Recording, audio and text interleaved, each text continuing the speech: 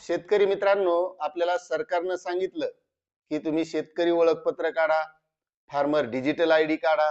आपणही काढला, पण याचा खरा उपयोग काय आहे हे सुद्धा आपल्याला माहित असणं गरजेचं आहे. कारण ॲग्रीस्टॅगच्या माध्यमातून केंद्र सरकारनं सर्व शेतकऱ्यांना फार्मर डिजिटल आयडी काढायला सांगितले आणि त्याचे काही महत्वाचे जे काही फायदे आहेत, तर ते 7 फायदे आपण आजच्या व्हिडिओच्या माध्यमातून बघणार आहोत. आणि तो प्रत्येक शेतकऱ्याला काढणं गरजेचं आहे. जरी काढला नसेल तरी काढावा लागणार आहे. आणि ज्यांनी काढलेला आहे त्यांना सुद्धा याचे नेमके 7 फायदे काय आहेत हे माहित असणं गरजेचं आहे. आणि तेच फायदे आपल्याला आजच्या व्हिडिओच्या माध्यमातून बघायचे आहेत.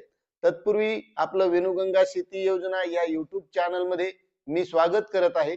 तुम्ही जर आपल्या चॅनलवर नवीन असाल तर चॅनलला सबस्क्राईब करा, व्हिडिओला लाईक करा आणि जास्तीत जास्त शेतकऱ्यापर्यंत ही माहिती शेअर करा.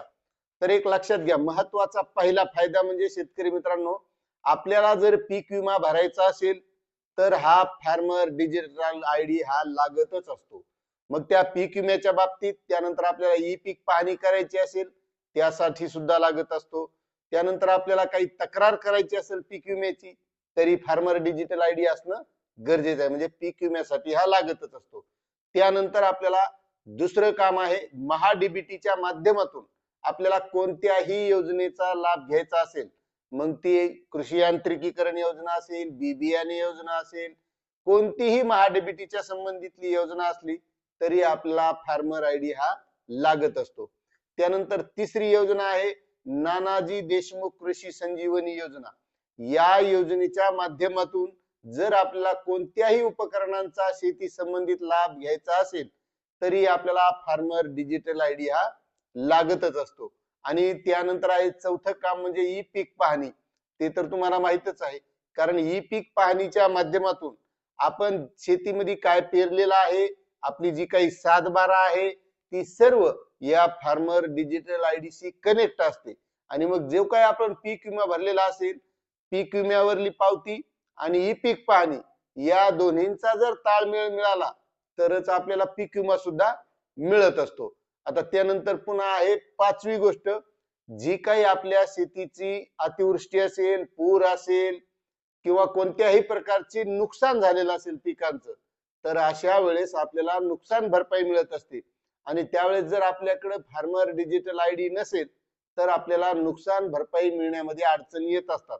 आता जसं मागच्या काळामध्ये जी काय अतिवृष्टी झाली होती त्यामध्ये शेतकऱ्यांचं अतोनात असं नुकसान झालं होतं.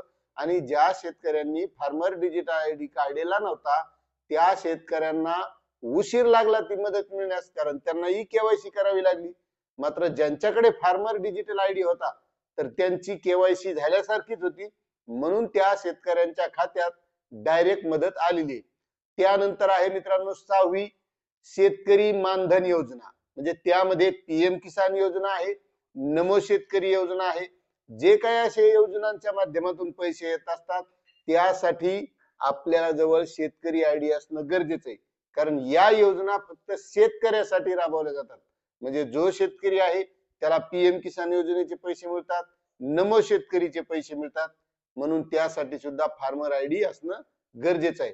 आणि राहिला महत्वाचा आणि सातवा मुद्दा म्हणजे, जर आपल्याला ही शेती करण्यासाठी आतापर्यंत जे काय आपण योजना, पीक विमा, अनुदान, नुकसान भरपाई या सगळ्या गोष्टी बघितल्या, मग ही शेती करण्यासाठी आपल्याला जे काही पैसे लागत असतात हे आपल्याला एखाद्या बँकेच्या माध्यमातून पीक कर्ज म्हणून घ्यावे लागतात.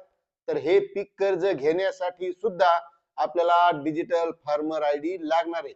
आता आतापर्यंत आपण जे घेतलं त्यावेळेस नाही लागला, पण इथून पुढे आपल्याला फार्मर डिजिटल आयडीच लागणार.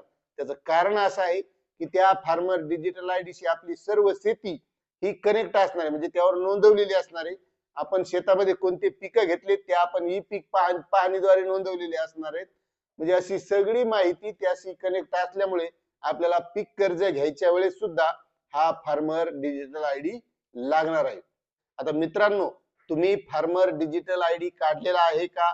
नसल्यास कमेंट करा, काढला असल्यास तसंही कमेंट करा. आणि जर काढला नसेल तर लवकर लवकर काढून घ्यावा. कारण आपल्याला ज्या काही आपण या 7 गोष्टी बघितल्यात या गोष्टींचा आपल्याला फायदा घेता येणार नाही जर आपल्याकडे फार्मर डिजिटल आयडी नसेल तर. आता तुम्हाला ही माहिती कशी वाटली नक्कीच कमेंट करा. चॅनलवर नवीन असाल तर सबस्क्राईब करा, व्हिडिओला लाईक करा आणि जास्तीत जास्त शेतकऱ्यांना शेअर करा. धन्यवाद.